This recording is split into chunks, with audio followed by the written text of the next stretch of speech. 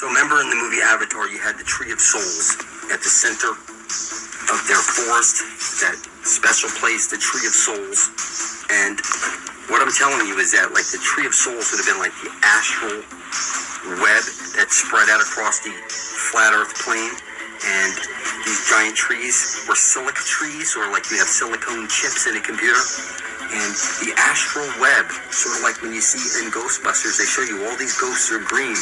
And what I'm telling you is that before these trees were knocked down, there was a living web, an astral web that spread out across the earth.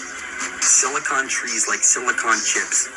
It was a superhighway of information that has been chopped down.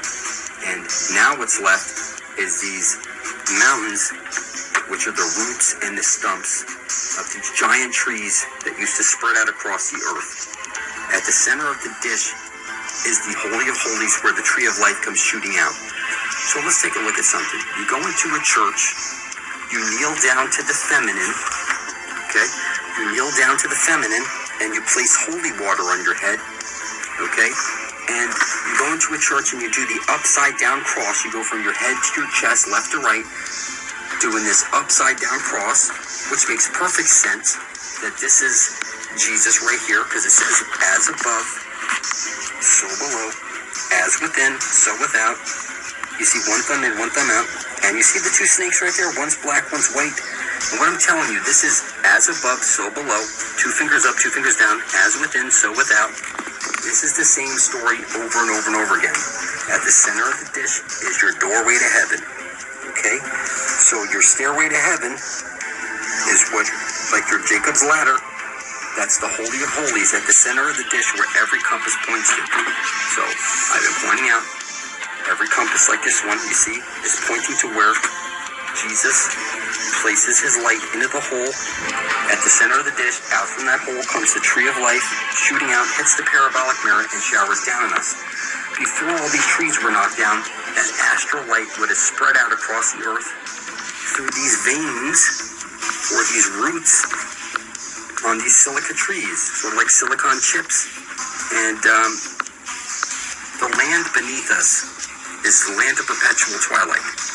So, like, for example, you see these fish over here, and it looks like the division symbol. And what I'm seeing is, like, for example, you're birthed out of your mother's water. Your father places his junk into your mother's trunk, and then 9 months later, you're birthed out of your mother's water onto the dock. And the dock doctors the papers and sends them off to the vital statistics office, and they send back to the hospital a certificate. Because when a ship berths into a port and berths out that all those goods onto a new country's soil, there's a birth certificate that's given to the captain, and that accounts for all that inventory. So that birth certificate that you have shows you that your inventory, it looks just like a warehouse receipt. It has all the numbers on the bonding paper exactly like a birth certificate, is exactly like a stock certificate with the special paper and the numbers and all that stuff. That's because you're stock and you're lost at sea. You know, there's plenty of fish in the sea, right?